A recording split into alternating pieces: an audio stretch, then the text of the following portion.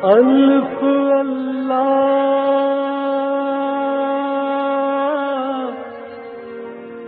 چمبے دی بوٹی میرے من وچ مرشد لائی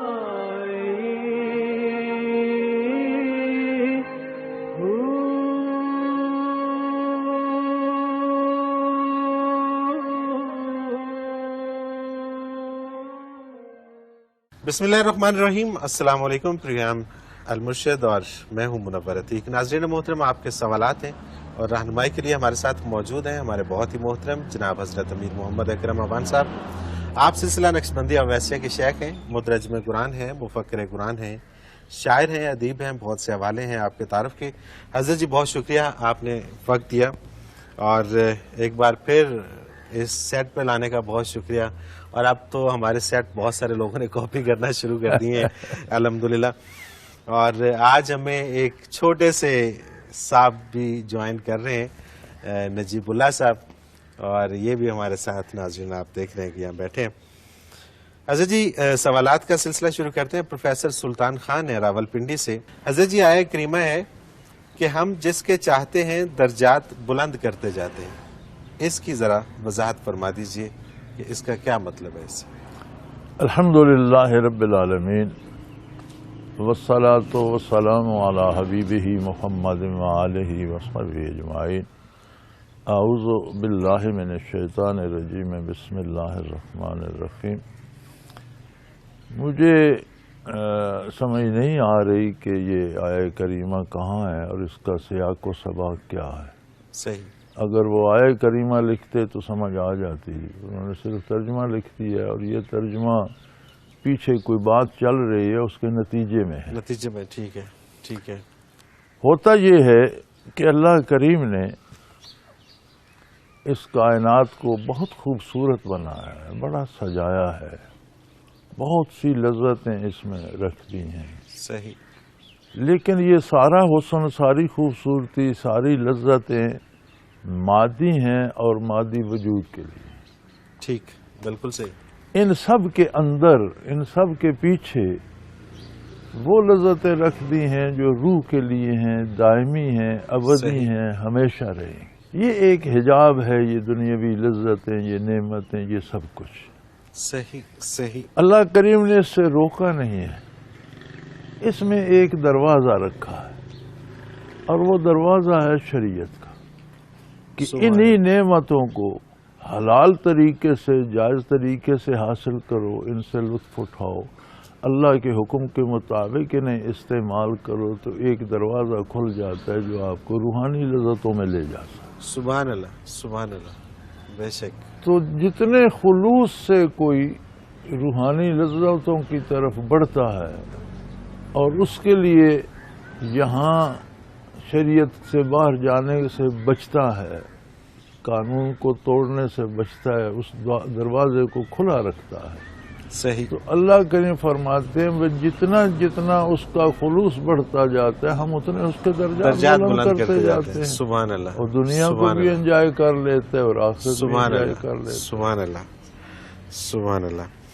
اگلا سوال ہے حضرت جی، انہوں نے اپنا نام نہیں لکھا، یہ کہتے ہیں کہ جب انسان کو کفریہ خیال آئیں اور وہ انہیں دل سے نکالنا چاہے مگر یہ اور پختہ ہوتے جائیں حتیٰ کہ انسان مایوس ہو جائے، تو اسے کیا کرنا چاہیے؟ الحمدللہ گزارش یہ ہے کہ خیالات کو نکالنے کا بھی کوئی سلیقہ ہے۔ صحیح۔ خیالات دو طرح کے ہوتے ہیں، ایک ہوتا ہے خیالات کا آنا، ایک ہوتا ہے خیالات کا لانا اور خود سوچنا۔ بالکل ٹھیک۔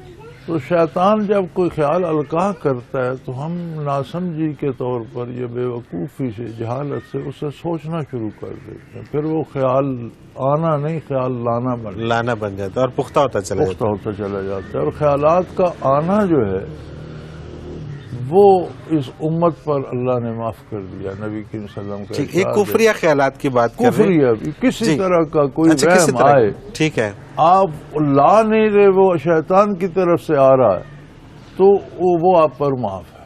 ٹھیک ہے، بلکہ اس کو رد کرنے میں نبی کریم صلی اللہ علیہ وسلم نے فرمایا جہاد کا ثواب ہے۔ سبحان اللہ، سبحان اللہ، کمزوری ہماری یہ ہے کہ ہم خود اس کو سوچنا شروع کر دیتے ہیں تو پھر رد تو نہیں ہوتا، وہ رد تو ہوتا ہے کہ اس کی طرف سے توجہ ہی ہٹا لی جائے، اللہ کا ذکر کیا جائے، درود شریف پڑھنا شروع کر دیں، قرآنی آیت پڑھنا شروع کر دیں، اس کے مفہوم کی طرف توجہ کر لیں، تو انسانی ذہن ایک وقت میں دو طرف متوجہ نہیں ہوتا، بالکل ادھر ٹھیک ہے، سے ہٹ جائے گا اور شیطان بھی بھاگ بالکل جائے صحیح، گا۔ بالکل ٹھیک، پھر یا ذکر قلبی سیکھیں اور اللہ کرنا شروع کر دیں، سبحان اللہ، بہترین طریقہ ہے ہم وقت کرتے رہیں۔ تو شیطان تو کوشش کرتا رہتا ہے، خیالات ہر ایک کو آتے ہیں، خیالات آنے کی بات نہیں ہے، اللہ کریم نے یہ امت محمدیہ پہ معاف کر دیا۔ سبحان اللہ، خیال لانا جرم ہے، اور پختہ تب ہوتا ہے جب ہم اسی کو سوچنا شروع کر دیتے ہیں یا اس کے مقابل رد کرنے کے لیے کچھ سوچنا شروع کر دیں تو وہ بھی خیال ہی کو سوچنا ہو۔ بالکل صحیح، تو بالکل آپ صحیح، اسے سوچنا چھوڑ کر کچھ اور سوچنا شروع کر دیں، کلمہ شریف پڑھ لیں، درود شریف پڑھ لیں، پھر صحیح، یہ سوچنا شروع کر دیں کہ کتنی مخلوق، کتنے فرشتے، کائنات کتنے عرش، کتنے آسمان، کتنے ان اللہ ملائکتہ یصلون علی النبی، تو میں اس میں شریک ہو گیا ہوں، اللہ اور اس کے فرشتے بھی درود بھیج رہے ہیں، میں بھی بھیج رہا ہوں، تو خیال چلا جائے گا۔ سبحان اللہ، بے شک، دوسری بات یہ ہے، بنیادی بات یہ ہے کہ اپنا رزق حلال کریں۔ صحیح، بالکل ٹھیک، حرام کھا کر یا ناپاک کھا کر دفاع کی قوت ختم ہو جاتی ختم ہو جاتی ہے، سبحان ہے۔ اللہ، سب سے بڑی بات یہ ہے اللہ کہ اکبر، اپنا کھانا حلال اور پاک رکھیں۔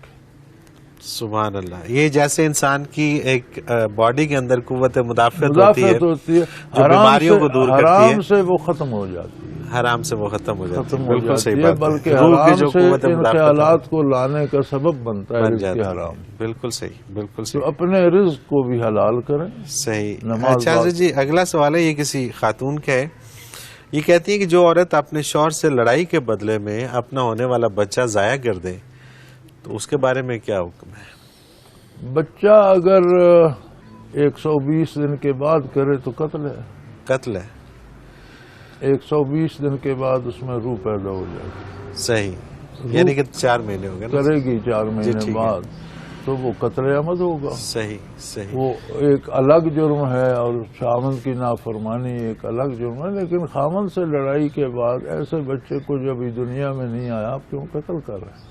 اور اسے کیوں سزا دی جائے؟ یہ کون سا طریقہ ہے، اس کا کیا گناہ ہے؟ دوسری بات یہ ہے کہ شادی کی بنیاد اور اس کا فلسفہ یہ ہے کہ ایک مرد اور ایک خاتون مل کر زندگی گزارنے کی کوشش کرتے ہیں، اسے سنوارنے کی کوشش کرتے ہیں اور اولاد کی بہتر تربیت کر کے معاشرے کو اچھے انسان دیتے ہیں۔ صحیح۔ میاں بیوی کا لڑائی کا تو بنتا ہی کوئی بنتا نہیں ہے، بنتا نہیں، بالکل صحیح بات ہے۔ یہاں ہمارے ہاں یہ مصیبت ہے کہ جب شادی ہو جاتی ہے تو حکومت کا اختیار و اقتدار کا شور مچ جاتا ہے، خاوند کہتا ہے میں حکمران ہوں، بیوی کہتی ہے میری چلے گی، صحیح، تو اس طرح سے زندگیاں برباد ہوتی ہیں۔ مطلب جب تک کوئی کمپرومائز کا سلسلہ نہیں نکلتا تو اس وقت تک نہیں کمپرومائز نہیں، میاں بیوی دو ہوتی ہی نہیں، کمپرومائز تو 2 پارٹی میں ہوتا ہے، اچھا میاں بیوی مل کر ایک پارٹی، ایک پارٹی ہے، اس کے بالکل اندر صحیح، کیا کمپرومائز؟ صحیح، صحیح، بالکل صحیح، کبھی بالکل میاں صحیح، کی بات ٹھیک ہوتی ہے بیوی کو مان لینی چاہیے، کسی موقع پر بیوی کی رائے درست ہوتی ہے میاں کو مان لینا چاہیے، صحیح، کیونکہ برداشت اللہ دونوں کے میں۔ نام پر ان کا ایک معاہدہ ہو گیا، وہ دونوں ایک ہو گیا، وہ ان بالکل کے صحیح۔ درمیان کوئی حجاب نہیں رہا، کوئی پردہ نہیں رہا، صحیح، صحیح، ہاں جی، اتنی کلوزنس ہوگی تو اس کے بعد پھر معاہدے کیسے اور کمپرومائز کیسے، وہ تو دونوں ایک ہیں۔ ایک ہے۔ اب یہ کتنی ایک چھوٹی سی بات ہے اور کتنی بڑی بات ہے کہ جب ہے ایک تو پھر لڑائی کس بات لڑائی کی؟ کس پھر بات؟ تو ایک ہے۔ لڑائی کا کوئی کانسیپٹ نہیں۔ اللہ اکبر۔ حضرت جی اگلا سوال شامل کرتے ہیں، ثنا ہے کراچی سے، یہ کہتی ہے اگر کسی پر کسی نے جادو کروا دیا ہو اور وہ چاہتا ہو کہ وہ خود سے اس کے اثر کو زائل کرے تو وہ کیا ایسا خود سے کرے کہ وہ جادو کا اثر زائل ہو اور اس کو نجات مل سکے؟ بیٹے گزارش یہ ہے کہ میں تو اس جادو بادو کا قائل نہیں ہوں، قائل نہیں، ٹھیک ہے، میرا ایمان یہ ہے کہ کائنات اللہ کریم نے بنائی ہے اور وہ خود اسے چلا رہا ہے۔ 10 خرب سیل ہیں ہیومن باڈی میں، ایک ایک سیل کو وہ خود پال رہا ہے، موت دے رہا ہے، حیات دے رہا ہے، جادو وہاں کیا کرے گا؟ بالکل صحیح، بالکل ہوتا صحیح۔ یہ ہے کہ جب آپ کو کوئی لاٹھی مارتا ہے یا تھپڑ مارتا ہے تو جو کچھ ڈیمیج ہوتا ہے وہ آپ کی کوئی ویکنیس ہے۔ صحیح، ایک بندے کو ایک تھپڑ لگتا ہے تو اس کا بہت زیادہ نقصان ہوتا ہے، دوسرے کو 10 لگتے ہیں تو وہ اس طرح کر کے ٹھیک کھڑا ہو جائے گا، اسے کچھ نہیں ہوتا۔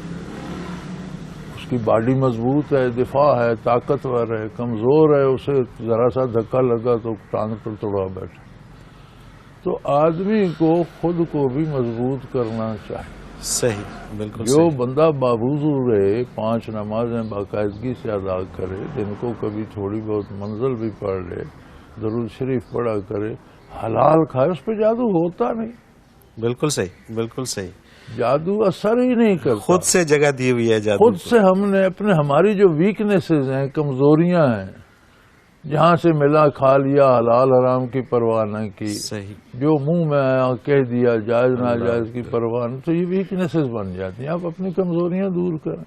صحیح، ان کمزوریوں کو دور کرنے کا میرے پاس جو بہترین نسخہ ہے، جس میں میں نے نصف صدی لگائی ہے، وہ اللہ کا ذکر ہے۔ ذکر ہے، ذکر سبحان قلبی اللہ، سیکھیں، اللہ کا ذکر کریں، بالکل صحیح، تو بالکل آپ کو صحیح، ہمت حضرت جی دے گا کہ آپ حرام سے بھی رک جائیں، اور جادو تو شاید آپ کے قریب انشاءاللہ قریب سے بھی نہیں گزرے گا۔ صحیح، بالکل صحیح۔ حضرت جی وقفے پہ جانا ہے مجھے، اس سے پہلے ایک یہ سوال مجھ سے کیا محمود خان صاحب ہیں، ایڈوکیٹ ایبٹ آباد سے۔ یہ کہتے ہیں کہ منور عتیق صاحب، آپ پر بھی میری طرح حضرت جی کی گفتگو کا سحر طاری ہو جاتا ہے، تو اس میں محمود خان صاحب، اس میں یقیناً یہ کیفیت کی بات ہے، اور اگر آپ کے اوپر ہوتا ہے تو آپ کے ساتھ بہت سارے ناظرین کے اوپر بھی ہوتا ہے، اور ظاہر ہے کہ میں بھی اسی طرح سے حضرت جی کی گفتگو سنتا ہوں، اور ظاہر ہے میری کیفیت بھی اسی طرح سے ہوتی ہے۔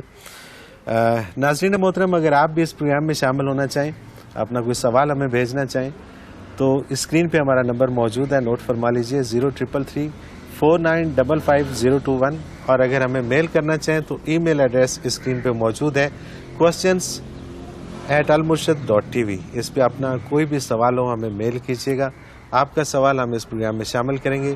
ایک مختصر کمرشل بریک، اس کے بعد حاضر ہوتے ہیں، ہمارے ساتھ رہیے گا۔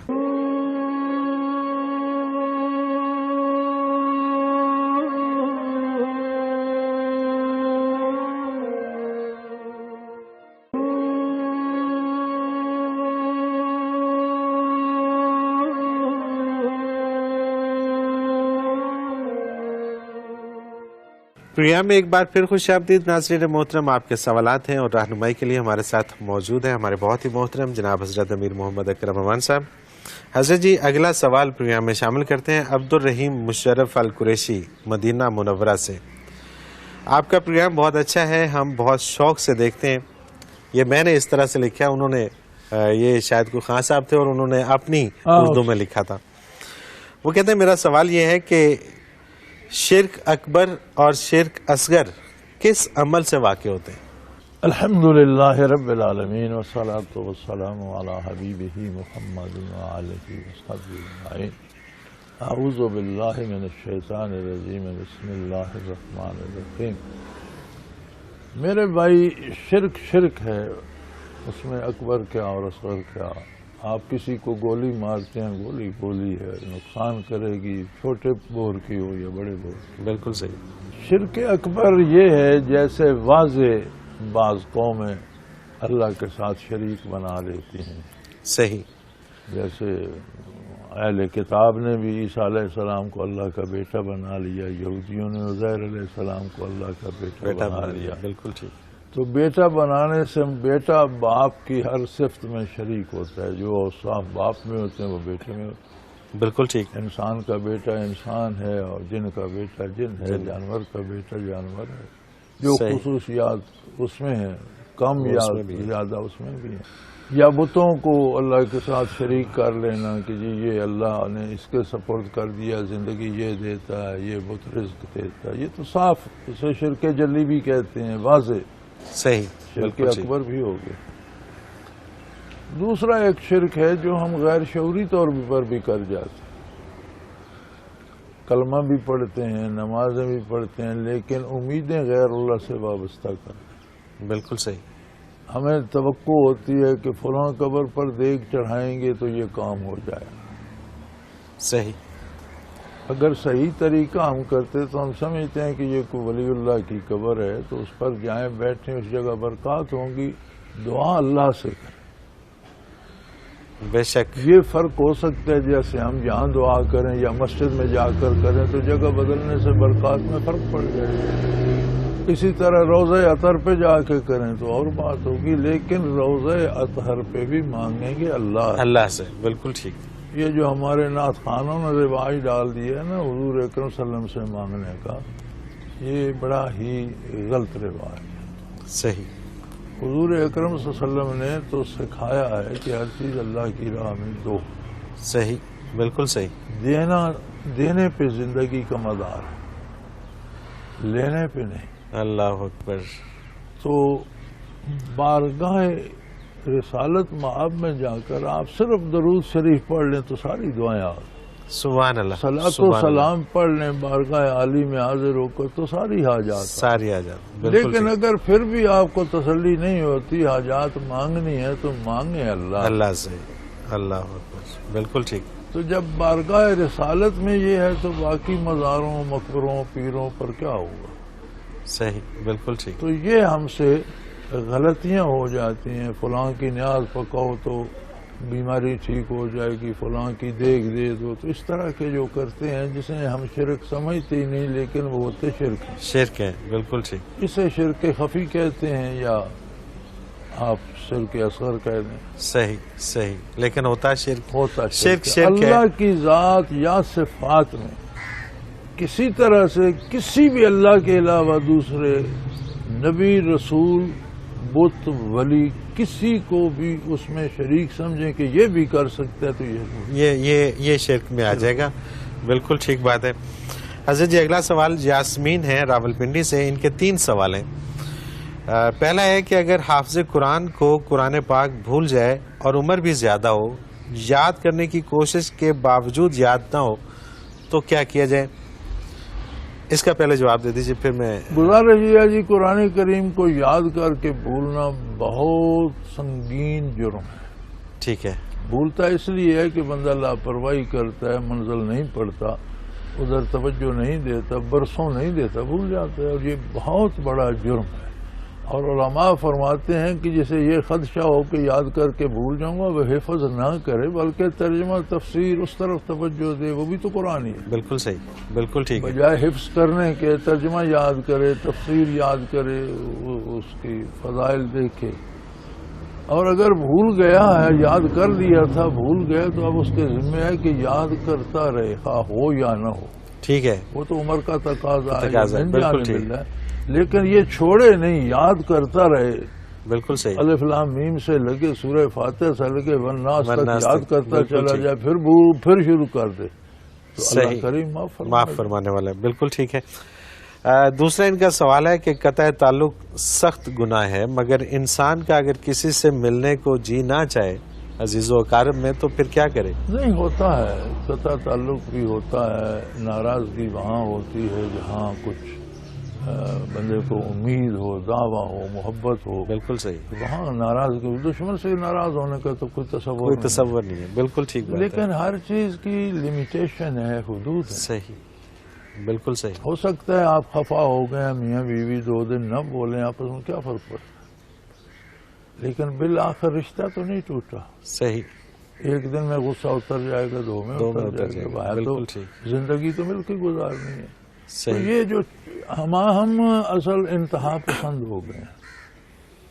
ہم اگر دوستی بھی کرتے ہیں تو آخری انتہاؤں تک, اور ناراضگی بھی کرتے ہیں تو دشمنی تک چلے جاتے ہیں. بالکل. درمیان میں ایک راستہ ہے اعتدال کا. بالکل ٹھیک. اس میں ہو سکتا ہے کچھ دن آپ کی بول چال کسی دوست سے, کسی بھائی سے, کسی رشتہ دار سے, میاں بیوی کی آپس میں رک جائے, کوئی حرج نہیں, پھر رجوع کر لیں, پھر شروع کر لیں. صحیح. ایک دن میں غصہ اتر جائے گا, 2 میں, 3 میں, آخر کیا آ رہے گا. بالکل صحیح. یہ بات پختہ ذہن نشین ہو کہ جن لوگوں کے ساتھ جن کے حقوق ہیں, والدین ہیں, اولاد ہے, بہن بھائی, رشتہ دار ہیں, پھر قوم ہے, ملک ہے, ان کے حقوق ہیں ہم پر. صحیح. ہم ناراض ہو کر ان حقوق سے بری نہیں ہو سکتے. وقتی طور پر انسان ہے، اسے غصہ آ گیا، 2 دن اس نے کہا میں نہیں پرواہ کروں، لیکن پھر اپنی جگہ پر آ گیا. بالکل صحیح. جن لوگوں کے حقوق ہیں آپ پہ، ان سے آپ قطع تعلق نہیں ہو سکتے، نہیں کر سکتے. وقتی طور پر نارازگی، وہ ناراضگی کا اظہار کر دینا، کوئی بات بری لگ جانا، اس کا اظہار کر دینا. اللہ کریم. بالکل صحیح. انہی کا یاسمین راول پنڈی سے جو ہے، انہی کا تیسرا سوال ہے کہ غیبت اور چغل خوری، اس سے متعلق کیا احکامات ہیں اور ان میں فرق کیا ہے؟ غیبت یہ ہے کہ آپ کسی کے عدم موجودگی میں اس کے عیب گنوائیں. ٹھیک ہے. اور واقعی وہ عیوب اس میں ہوں. ٹھیک ہے، اس کو غیبت کہتے ہیں. ایک جو بندہ جھوٹ بولتا ہے یا چوری کرتا ہے یا دھوکہ کوئی غلط کام کرتا ہے اور وہ سچ ہے، تو اس کی پیٹھ پیچھے آپ لوگوں میں وہ بات کرتے ہیں، یہ غیبت. صحیح، مطلب بات سچ ہے، بات لیکن وہ موجود نہیں ہے. لیکن وہ موجود نہیں ہے جس کے متعلق ہے، تو یہ غیبت. یہ غیبت ہے. ٹھیک ہے. اور اگر وہ بات ہی سچی نہیں ہے، آپ نے ویسے سنی سنائی، تو یہ بہتان ہے. ٹھیک ہے، یہ بہتان ہے. آپ نے کہا کہ وہ بندہ اس طرح کرتا ہے اور وہ بات سچی نہیں ہے، آپ نے سنی سنائی کر دی، تو یہ بہتان ہے. صحیح صحیح. چغل خوری یہ ہے کہ آپ کسی کے عیب اس سے چھپ کر کسی اس کے متعلقہ بندے کو جو اس کا نفع نقصان اسے جا کر بتائیں. صحیح. یا معاشرے میں عام کریں کہ اس کی رسوائی ہو. بالکل صحیح. تو یہ دونوں چیزیں بہت سخت جرم ہیں. صحیح. اگر کسی میں واقعی عیب ہے تو اس کے سامنے بات کریں کہ بھئی یار یہ بندہ ایسے کرتا ہے. صحیح. تو بات ہے. بالکل ٹھیک. شاید وہ اپنی اصلاح کر لے یا لوگ اسے منع کریں. تو عیب ہو اور پشت پیچھے بیان کیا جائے تو یہ غیبت ہے. اس میں عیب ہی نہ ہو اور بندہ بیان کرے تو یہ بہتان ہے. اور چغل خوری یہ ہے کہ کسی کی کمزوریاں آپ اس کے متعلقہ لوگوں کو جا کر یا عوام کو جا کر بتائیں، جیسے اس کی رسوائی ہو. جس سے اس کی رسوائی ہو. تو یہ سارے عمل سخت منع ہے. سخت منع ہے. سیدھی بات ہے اسلام میں، جو بات ہے اس کے سامنے کرو، شاید اس کی اصلاح ہو جائے. یا آپ کے پاس، چونکہ نبی صلی اللہ علیہ وسلم کا ارشاد ہے کہ انسان کے جھوٹا ہونے کے لیے اتنا کافی ہے کہ جو سنے وہ آگے بیان کرے. بالکل ٹھیک. بلا تحقیق انسان کے جھوٹا ہونے کے لیے یہ کافی ہے کہ جو بات سنی آگے بیان کر دی.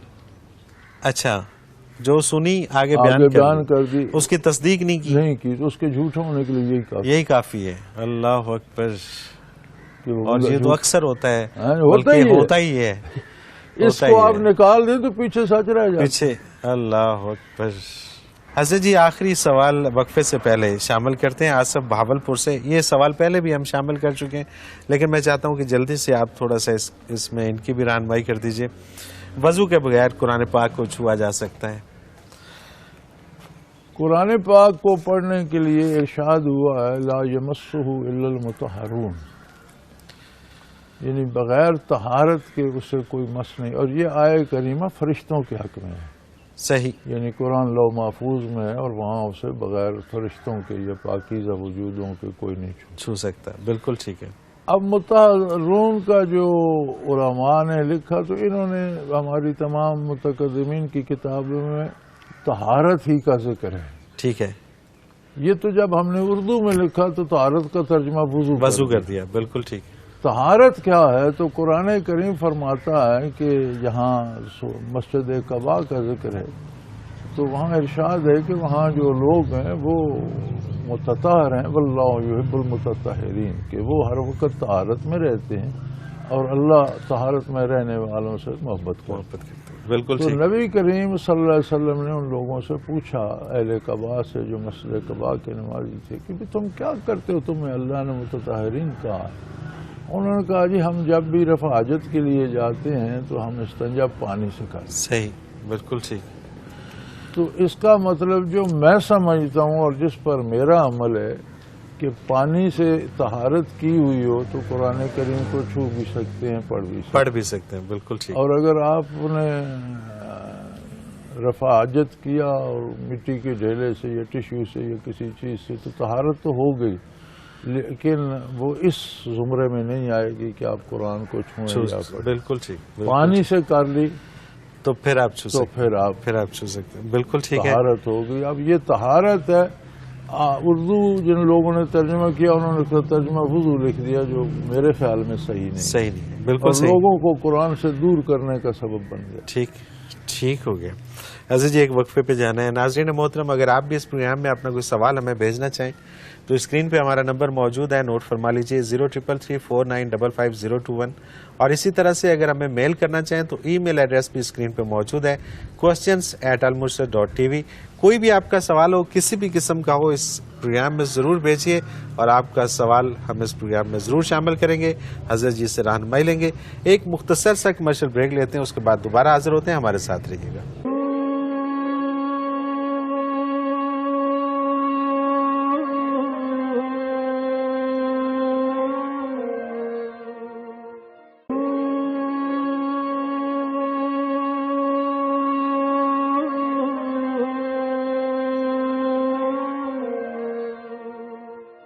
پروگرام میں ایک بار پھر خوش آمدید. ناظرین محترم آپ کے سوالات ہیں اور رہنمائی کے لیے ہمارے ساتھ موجود ہیں ہمارے بہت ہی محترم جناب حضرت امیر محمد اکرم اعوان صاحب.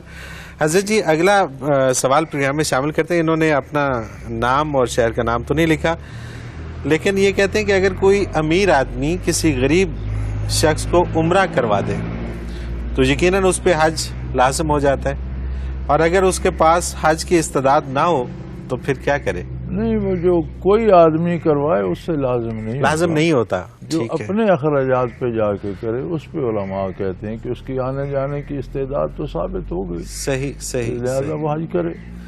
ٹھیک ہے, کیونکہ حج فرض ہوتا ہے جب آنے جانے کی استعداد ثابت ہو. اب اس استعداد میں ہے کہ گھر سے فرصت اتنی ہو, کوئی گھریلو مجبوریاں نہ ہو, صحت ٹھیک ہو, اخراجات آنے جانے کے اور گھر والوں کے دے کے جائے, کوئی راستے میں کسی خطرے دشمنی کا کوئی اندیشہ نہ ہو, تو جو اپنے پیسے خرچ کر کے عمرے پہ جاتا ہے تو اس پہ حج فرض ہو جاتا ہے.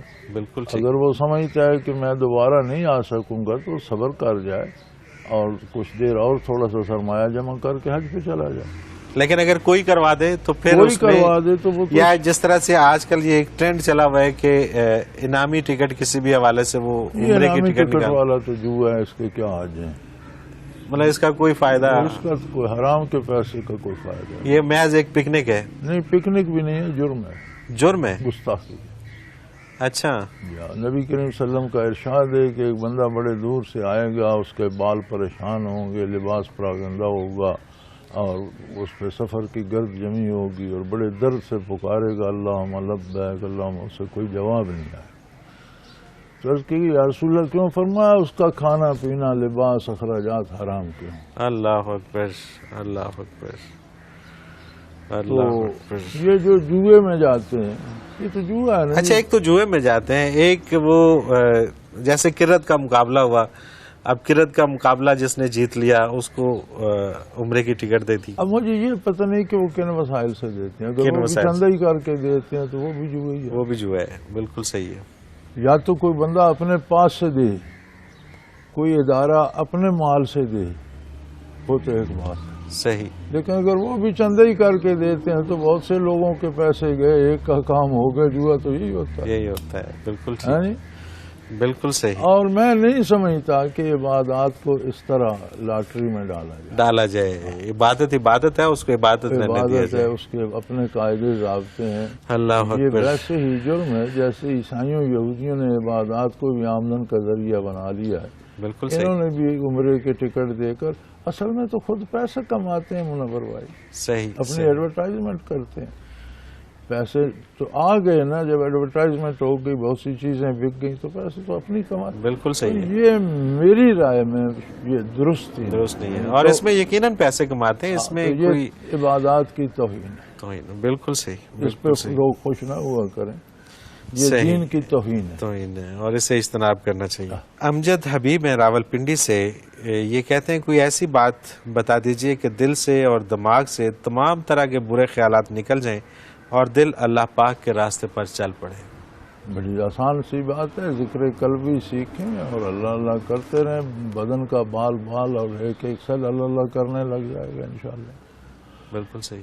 یہ کہنا کہ میں فرشتوں کی طرح بن جاؤں یہ ممکن نہیں ہے. صحیح.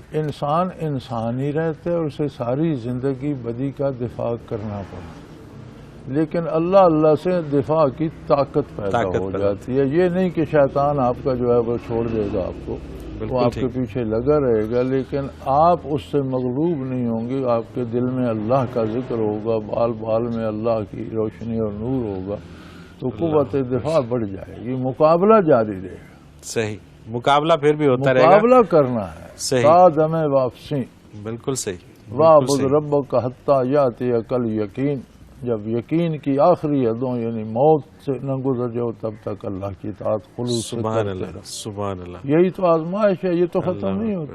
اللہ اکبر. لیکن ایک قوت آ جاتی ہے، بندہ اس سے مغلوب نہیں ہوتا. کہیں کوئی کوتاہی ہو بھی جائے تو فوراً توبہ کرتا ہے، رجوع اللہ کرتا ہے. صحیح. ذکر قلبی سیکھیں، اللہ کریں. سبحان اللہ. سبحان اللہ. سیدہ سرفراز لاہور سے یہ کہتی ہیں کہ آپ کے پروگرام میں زیادہ تر سوال تصوف سے ریلیٹڈ ہوتے ہیں. میرا بھی ایک سوال ہے اور وہ یہ کہ کشف اور وجدان میں کیا فرق ہے؟ بیٹے گزارش یہ ہے کہ ہمارا پروگرام بھی بیسیکلی تصوف کے موضوع پہ ہوتا ہے اور ہم ہیں بھی الحمدللہ صوفی. تو جس سبزی والا سبزی بیچے گا، سبزی والا تو گوشت نہیں بیچے گا، اور قصاب سبزی نہیں بیچے گا. صوفی تصوفی کو بحث کرے گا. بالکل صحیح. فقہی بحثوں میں اور دوسری چیزوں میں نہیں پڑے گا. تو اس لیے ہمارا قصور نہیں ہے، یہ دکان ہی تصوف کی ہے. یہاں سودا تصوف کا ہی ملتا ہے. کشف ہوتا ہے کسی چیز کے سامنے سے پردہ ہٹا دیا جائے اور آدمی اسے دل کی آنکھوں سے دیکھ لے، اسے کشف کہتے ہیں. صحیح.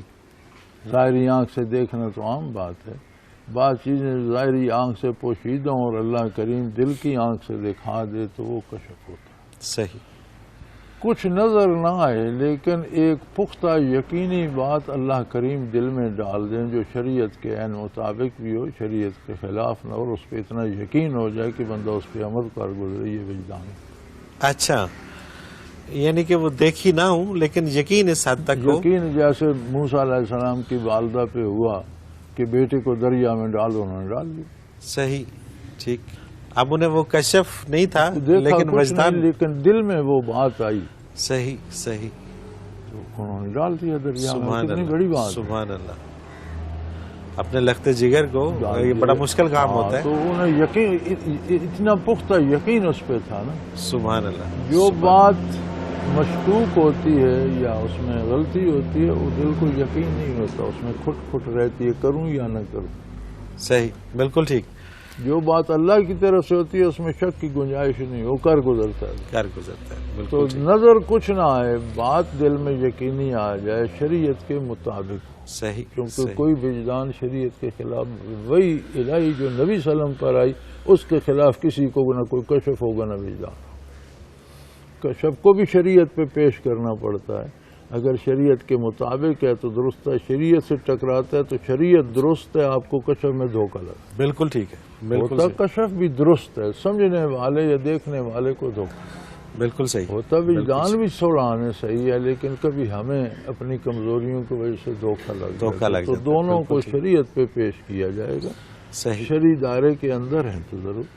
پھر ٹھیک ہے. بالکل صحیح. عبدالاحد ہیں ملتان سے، یہ کہتے ہیں کہ کیا کوئی شخص اپنی مرضی سے بھی روحانی سلسلے کا شیخ بن سکتا ہے؟ میرا مطلب ہے محنت اور مجاہدہ کر کے یہ نصیب کی بات ہوتی ہے. گزارش یہ ہے کہ نصیب تو ہر چیز میں پہلے ہے، ہر کام میں، دنیا کو یا آخرت. لیکن مجاہدہ اور محنت سے زیادہ خلوص میٹر کرتا ہے. خلوص کا معیار کیا ہے؟ پھر جس طرح باپ سے بیٹا پیدا ہوتا ہے اسی طرح مشائخ آگے مشائخ مقرر کرتے ہیں. بغیر شیخ کے کوئی شیخ بن نہیں جاتا، بنایا جاتا ہے. ٹھیک ہے. بالکل صحیح. والد ہوتا ہے تو آگے اولاد ہوتی ہے نا. ٹھیک ہے. جس طرح سلسلہ نسب چلتا ہے اسی طرح بہت سے لوگ ایک شیخ کے پاس سیکھتے ہیں، لیکن سارے شیخ نہیں بن جاتے، چند بھی نہیں بنتے. بعض اوقات ایک کے بعد ایک ہی رہتا ہے، بعض اوقات دو چار ہو جاتے ہیں. جن لوگوں میں وہ استعداد اور ان کا خلوص کی گہرائی کتنی ہے محنت کتنی کرتے ہیں، یہ ساری چیزیں میٹر کرتی ہیں۔ اچھا ایک اور چیز ہے کہ اللہ تعالیٰ کچھ لوگوں کو چن لیتا ہے، یہ بھی اس میں شامل ہوتا ہے کہ اللہ تعالیٰ چن لیتا ہے تو انہیں توفیق عمل دیتا ہے نا، چن کر براہ راست کسی کے سر پہ بٹھا نہیں دیتا، مطلب انہیں چن کے انہیں توفیق یہ عمل جو دے دیتا ازل سے چن لی گئی مخلوق یہ صرف انبیاء ہیں صحیح۔ علیہ الصلوۃ والسلام، نبی تخلیقی نبی ہوتا ہے، بالکل ٹھیک ہے، اس کے بعد بندے کا اختیار اور دخل اس میں رہتا ہے۔ صحیح، کتنے لوگ ہیں جنہیں اللہ نے حکومتیں دے دی، اقتدار دے دیا، لیکن انہوں نے ظلم کیا۔ بالکل ٹھیک ہے، اللہ نے تو چن لیے تھے لوگوں کو انصاف دینے کے لیے۔ اسی صحیح، طرح جس بالکل طرح صحیح۔ ظاہری حالات کو آپ سمجھتے ہیں، اسی طرح ایک باطنی حکومت کو بھی دیکھ لیجئے۔ بالکل ٹھیک ہے، شیخ کی بھی ایک ڈومین ہوتی ہے، ایک اس کا بھی حد ہوتی ہے، ایک حد تک اس کی صحیح۔ مداخلت ہوتی ہے۔ اب وہ جب شیخ بن جاتا ہے تو کیا لوگوں سے دولت سمیٹنا شروع کر دیتا ہے، یا لوگوں کے حقوق مارنا شروع کر دیتا ہے، یا حق ادا کیا کرتا ہے؟ بالکل ٹھیک، بالکل ٹھیک، بعض لوگوں کو ہم بڑا متبرک سمجھتے ہیں لیکن اندرون حال ان کا بہت خراب ہوتا ہے۔ بعض صحیح۔ لوگوں کے بارے ہماری رائے اچھی نہیں ہوتی لیکن اللہ کے ہاں وہ مقبول ہوتے ہیں، بے شک، کوئی شک ہماری اپنی رائے بھی غلط ہو سکتی ہے، لیکن بننے کا سلیقہ یہی ہے کہ کسی شیخ کی وراثت میں کوئی شیخ ہی نامزد کرتا ہے تو شیخ بنتا ہے، کوئی اس کی تربیت کرتا ہے، وہ بالکل سمجھتا ہے کہ اب یہ اس قابل ہے کہ اسے شیخ بنایا جائے تو نامزد کیا جاتا ہے جی جی شیخ کو، بالکل نامزد صحیح، کیا جاتا ہے۔ بالکل صحیح ہے، بالکل صحیح ہے، اور ظاہر ہے کہ وہ شیخ کی ایک نظر ہوتی ہے کہ جس سے وہ پرکھ کے جی ہاں، تو پھر وہ نامزد کرتا ہے، مطلب یہ ایک اوکھا کام ہے، بہت مطلب خاص مشکل کام ہے جی۔ اب ہمارا سلسلہ الحمدللہ حضرت رحمۃ اللہ کی زندگی میں بین الاقوامی سطح پر تھا، بالکل ٹھیک، بعد میں بہت زیادہ نشر ہوا لیکن کوئی سارا ہماری محنت نہیں ہے، ایک دفعہ بین الاقوامی سطح پہ چلا گیا۔ صحیح، تو حضرت رحمۃ اللہ علیہ نے وصال سے 2 مہینے پہلے 3 مہینے پہلے 3 بندے نامزد کر دیے، ایک میں تھا 2 اور، لیکن شرط لگا دی کہ یہ 2 بھی جو ہیں یہ اس ایک کے تابع رہیں گے، بالکل صحیح، بالکل صحیح، اس کے پاس انہیں آنا پڑے گا، روحانی بیعت یہ نہیں کرا سکتے، جتنی محنت لوگوں کو کرائیں گے تو آخر روحانی بیعت کرانے کے لیے اس کے پاس آنا پڑے گا۔ صحیح، اور اس کے بعد اس میں اضافہ ہے کہ اس کے بعد اگر کسی کو اس سلسلے میں شیخ بننا ہے تو وہ اس کی مرضی سے بنے گا، اس کی مرضی کسی کو بنائے نہ بنائے تو نہ بنائے، صحیح، بالکل صحیح، وہ اقتباس اس میں چل رہا سبحان ہوتا ہے۔ فیس بک میں بھی کسی نے لگا دیا، میں اگلے دن بھی دیکھ رہا تھا، پنجابی میں ہے صحیح، تو فیس بک میں چل رہا ہوتا ہے۔ اچھا اچھا اچھا، تو یہ اس طرح کی چیزیں بالکل روئے صحیح۔ زمین پر ایک بندے کو نامزد کر دی، صحیح، بالکل صحیح، تو وہ ان کی نظر انتخاب، ان کا اپنا معیار، اور من جانب اللہ کتنا خلوص، اس میں کتنی گہرائی، پھر محنت اللہ مجاہدہ اکبر، کتنا کرتا ہے، یہ ساری چیزیں میٹر کرتی ہیں۔ بالکل صحیح، بالکل صحیح، بالکل ٹھیک، رہی اللہ کی ذات ہو تو جانتا ہے، وہ توفیقیں بھی وہی عطا کرتا ہے۔ بالکل ٹھیک۔